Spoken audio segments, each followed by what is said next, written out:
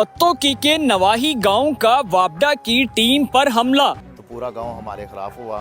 मुश्तिल होके हमारे गले पड़ गए। उनके पास पिस्टल भी थे, राइफल भी थी। हमला क्यों किया गांव वालों ने वजह बता दी। ਇਹਨਾਂ ਆਣ ਕੇ ਟਰਾਂਸਫਾਰਮ ਕੱਟਿਆ। ਇਹਨਾਂ ਨੂੰ ਬੰਦਿਆਂ ਨੇ ਆਖਿਆ ਵੇਖਿਆ ਆਕੜ ਨੂੰ ਕੱਢਣ ਲੱਗ ਪਏ। ਪਿੰਡ ਦੇ ਬੰਦੇ ਸਾਰੇ ਇਕੱਠੇ ਹੋਏ ਸਨ। ਸ਼ੁਰੂ ਕੰਮ ਹੋ ਗਿਆ। ਬਿਜਲੀ ਦੀ ਵਜ੍ਹਾ ਤੋਂ ਕਿੰਨੇ ਫੌਤ ਹੋਏ ਨੇ। ਮੈਨੂੰ ਇਹ ਦੱਸੋ ਇਹ ਕੀ ਰੋਲਾ ਬਣਿਆ ਵਾਪਡਾ ਵਾਲਿਆਂ ਦੇ ਨਾਲ। ਕੀ ਕਹਿੰਦੇ ਨੇ ਕਿ ਪੂਰਾ ਗਾਂव ਬਿਜਲੀ ਚੋਰੀ ਕਰਦਾ ਹੈ, ਉਹ ਗੱਲ ਠੀਕ ਹੈ ਇਹਨਾਂ ਦੀ? ਨਹੀਂ ਜੀ ਵੇਖੋ ਅਸੀਂ ਇਹ ਵੀ ਨਹੀਂ ਕਸਮ ਦੇ ਸਕਦੇ ਵੀ ਪੂਰਾ ਪਿੰਡ ਹੀ ਚੋਰੀ ਕਰਦਾ ਹੈ।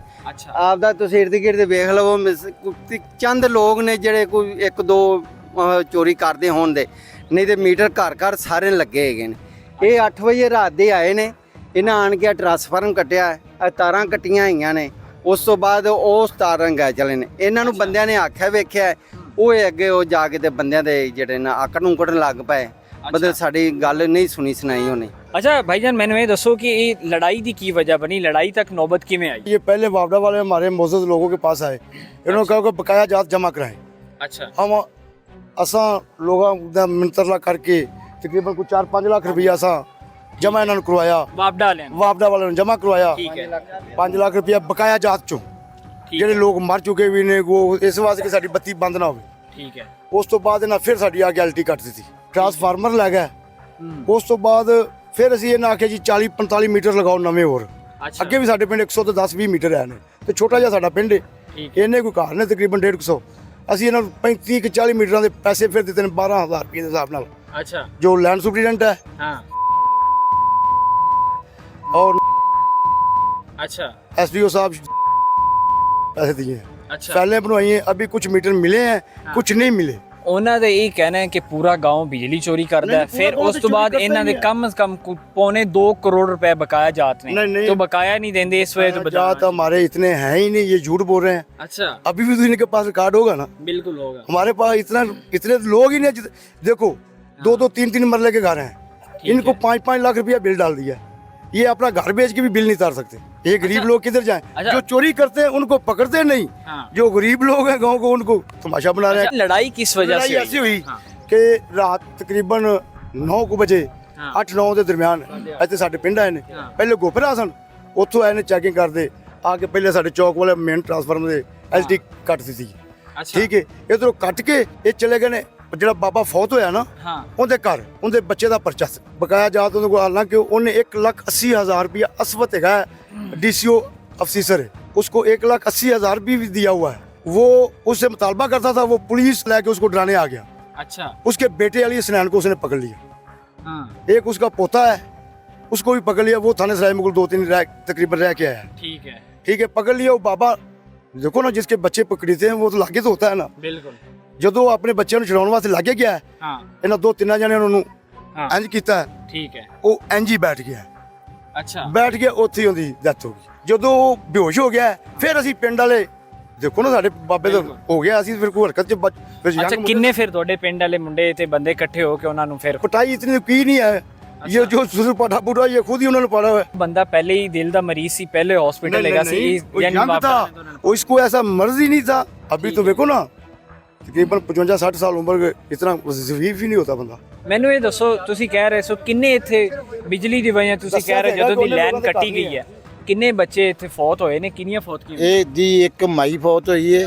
ਸਾਡੇ ਕੋਲ ਮਹਿਮਾਨ ਆਏ ਸਨ ਜਰਾਪਲਾਂ ਤੋਂ, ਜਿਸ ਵੇਲੇ ਲੋਕਾਂ ਨੇ ਦੱਸਿਆ ਜੀ ਵਾਪਟਾ ਤੇ ਪੁਲਿਸ ਫਿਰ ਪੈ ਗਈ। ਅੱਛਾ, ਉਹ ਮਾਈ ਉਸੇ ਵੇਲੇ ਹੀ ਸਹਿਮ ਗਈ ਹੈ। 5 ਮਿੰਟ ਲੱਗੇ ਨੇ, ਮਾਈ ਫੌਤ ਹੋ ਗਈ। ਉੱਥੇ ਹੀ ਉਹਨਾਂ ਦੇ ਇੱਕ ਬੱਚਾ, ਇੱਕ ਹੋਰ ਘਰ ਦਾ ਬੱਚਾ, ਉਹ ਵਿਚਾਰਾ ਗਰਮੀ ਨਾਲ ਆਪਣਾ ਫਾਰਗ ਹੋ ਗਿਆ, ਉਸ ਵੇਲੇ ਮਰ ਗਿਆ। ਇੱਕ ਬੱਚਾ 3 ਸਾਲ ਦਾ ਹੈ। ਇਹਨਾਂ ਕੰਧ ਟੱਪੀ ਏ, ਲੇਕਿਨ ਅਸੀਂ ਉਹਦਾ ਵਿੱਚ ਨਹੀਂ ਛੁਡਾਂਦਾ ਵੀ ਇਹਨਾਂ ਕੰਧ ਟੱਪੀ ਏ। ਉਹ ਬੱਚਾ ਥੱਲੇ ਸੀ, ਉਹ ਫੌਤ ਹੋ ਗਿਆ।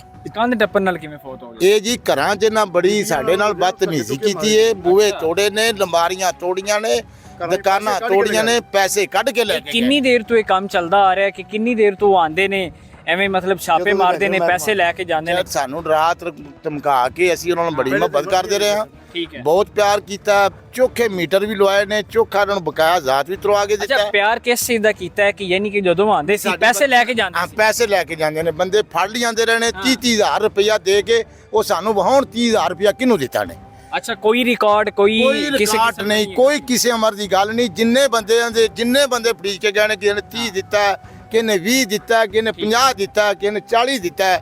ਤੁਸੀਂ ਨਹੀਂ ਕਿਸੇ ਨੂੰ ਉਦੋਂ ਪੁਲਿਸ ਨੂੰ ਜਾਂ ਕਿਸੇ ਹੋਰ ਨੂੰ ਇਹਨਾਂ ਦੇ ਖਿਲਾਫ ਕੋਈ ਕੰਪੇਨ ਕੀਤੀ ਹੈ, ਇਹਨਾਂ ਦਾ ਪਰਚਾ ਵਗੈਰਾ? ਪੁਲਿਸ ਤੇ ਜੀ ਨਾਲ ਹੁੰਦੀ ਹੈ, ਤਾਂ ਪੁਲਿਸ ਤੇ ਅਸੀਂ ਕਲੇਮ ਕਾਹਦੀ ਕਰਦੇ? ਉਸ ਵੇਲੇ ਬੰਦਿਆਂ ਨੂੰ ਇਹ ਸੀ ਵੀ ਚੱਲ ਸਾਡਾ ਮੁੰਡਾ ਛੋਟਾ ਵੇ, ਠੀਕ ਹੈ। ਰਾਤ ਨੂੰ 10-11 ਵਜੇ ਪੈਸੇ ਤਾਰੇ ਬੰਦਾ ਘਰ, ਉਹ ਸਾਨੂੰ ਪੈਸਿਆਂ ਦਾ ਰਿਕਾਰਡ ਦੇਣ ਵੀ ਕਿੱਥੇ ਨੇ? ਅੱਛਾ ਤੇ ਹੁਣ ਕਿੰਨੇ ਦਿਨ ਹੋ ਗਈ ਪੂਰੇ ਪਿੰਡ ਦੀ ਜਿਹੜੀ ਹੈ ਨਾ ਬਿਜਲੀ ਬੰਦ ਹੈਗੀ ਹੈ? ਅੱਜ ਜੁਮੇ ਤੋਂ ਲੈ ਕੇ ਅੱਜ ਬੁੱਧ ਦੇ। ਅੱਛਾ ਤੇ ਤੂੰ ਜਿਹੜਾ ਮੁਤਲਕਾ ਤੁਹਾਡਾ ਐਮਪੀ ਹੈ ਜਾਂ ਐਮਐਨ ਹੈ, ਉਹਨੇ ਕੋਈ ਰਾਬਤਾ ਨਹੀਂ ਕੀਤਾ? ਉਹਨੇ ਨਹੀਂ ਕਿਹਾ ਕਿ ਤੁਹਾਡੀ ਬਿਜਲੀ ਬਹਾਲ ਕੀਤੀ ਜਾਵੇ ਜਾਂ ਜੋ ਵੀ ਮਾਮਲਾ ਕੋਈ ਸਾਡੇ ਕੋਲ ਨਹੀਂ ਜੀ ਆਇਆ, ਕੋਈ ਆਇਆ ਨਹੀਂ। ਅਸੀਂ ਮਗਰ ਗਏ ਆ ਰਾਣੇ ਯਾਦ ਸਾਹਿਬ ਕੋਲ, ਉਹਨੇ ਸਾਨੂੰ ਉਦਣ ਉਹਨੇ ਆਖਿਆ ਵੀ ਵਾਰਤਾ ਦੇ ਪਰਚਾ ਦੇ ਦਿਓ 302 ਦਾ, ਠੀਕ ਹੈ, ਇਹਨਾਂ ਦੀ ਦਫਾ ਤੋੜੋ। ਸਾਡੇ ਘਰ ਉਹ ਆਣ ਕੇ ਪੈ ਨੇ। ਅਸੀਂ ਕੋਈ ਇੱਥੇ ਦੁਨੀਆ ਦਾ ਕੋਈ ਆਲੇ ਦੁਆਲੇ ਪਿੰਡ ਚ ਕੋ ਆਖਦੇ ਫੈਰ ਹੋਇਆ ਹੋਵੇ ਜਾਂ ਉਹਨਾਂ ਨੂੰ ਆਦਾਂ ਕੋ ਡਾਂਗਾ ਮਾਰੀਆਂ ਹੁਣ ਅਸੀਂ ਜੁਰਮਦਾਰ। ਅੱਛਾ ਮੈਨੂੰ ਇਹ ਦੱਸੋ, ਇਹ ਐਫਆਈਆਰ ਕਿੰਨੇ ਬੰਦਿਆਂ ਦੇ ਕੱਟੀ ਗਈ ਤੁਹਾਡੇ ਪਿੰਡ ਵਾਲਿਆਂ ਵਿੱਚ, ਤੇ ਕਿੰਨੇ ਲੋਕ ਹੈਗੇ ਸੀ ਉਸ ਦਿਨ ਜਦੋਂ ਰੋਲਾ ਪਿਆ ਸੀ ਮਾਰ ਕੁਟਾਈ? ਇਹ ਸਰ ਉਸ ਦਿਨ ਤਕਰੀਬਨ 100 ਬੰਦੇ ਦੇ FIR ਹੋਈ ਹੈ। ਅੱਛਾ ਪੂਰੇ ਪਿੰਡ ਵਾਲਿਆਂ ਦੇ ਨਾਮਜ਼ਦ? ਹਾਂਜੀ, ਅੱਛਾ ਕੋਈ ਨਾਮਜ਼ਦ ਹੋਈ ਹੈ, ਕੋਈ ਨਾਮਲੂਮ ਅਫਰਾਦ ਤੇ ਕੀਤੀ ਹੈ। ਲੇਕਿਨ ਇਹ ਸਰਾਸਰ ਜ਼ਿਆਦਤੀ ਹੋਈ ਹੈ ਸਾਡੇ ਨਾਲ, ਹਾਂ ਕਿਉਂਕਿ ਅਸੀਂ ਨਾ ਤਾਂ ਬਿਜਲੀ ਚੋਰੀ ਕਰਨੇ ਆ ਔਰ ਨਾ ਹੀ ਸਾਨੂੰ ਇਹੋ ਜਿਹਾ ਗਵਲ ਹੈ ਬਿਜਲੀ ਚੋਰੀ ਕਰਨ ਦਾ। ਠੀਕ ਹੈ, ਕੋਈ ਇੱਕ ਦੋ ਘਰ ਹੋਣਗੇ ਜਿਹੜੇ ਕਰਦੇ ਨੇ, ਲੇਕਿਨ ਅਸੀਂ ਬਿਜਲੀ ਨਹੀਂ ਚੋਰੀ ਕਰਦੇ। ਐਫਆਈਆਰ ਕੱਟਣ ਤੋਂ ਬਾਅਦ ਕਿੰਨੀ ਰੇਡ ਕੀਤੀ, ਕਿੰਨੇ ਲੋਕਾਂ ਦੇ ਖਿਲਾਫ ਐਕਸ਼ਨ ਹੋਇਆ, ਕਿੰਨਾਂ ਨੂੰ ਪਕੜ ਕੇ ਲੈ ਗਏ? ਜਨਾਬ ਉਹ ਸਾਡੇ ਪਿੰਡ ਦੇ ਵਿੱਚ 40 ਗੱਡੀਆਂ ਪੁਲਿਸ ਦੀਆਂ ਆਉਂਦੀਆਂ ਨੇ। ਠੀਕ ਦੱਸੋ ਅਸੀਂ ਕੋਈ ਨਜਾਇਜ਼ ਫਰੋਸ਼ੀ ਕਰਨੇ ਆ? ਨਾ ਤਾਂ ਅਸੀਂ ਪਾਊਡਰ ਵੇਚਨੇ ਆ, ਨਾ ਅਸੀਂ ਸ਼ਰਾਬ ਵੇਚਨੇ ਆ, ਮਿਹਨਤ ਮਜ਼ਦੂਰੀ ਕਰਨੇ ਆ ਅਸੀਂ। ਔਰ ਇਹ ਬੰਦਾ ਸਾਡਾ ਭਾਈ ਹੈ ਮੇਰਾ, ਠੀਕ ਹੈ, ਇਹਦੀ ਦੁਕਾਨ ਦੇ ਵਿੱਚੋਂ 1,28,000 ਰੁਪਈਆ ਕੱਢ ਕੇ ਲੈ ਗਏ ਨੇ ਵਾਪਟਾ ਵਾਲੇ। ਇਹ ਕਦੋਂ ਦੀ ਗੱਲ ਹੈ?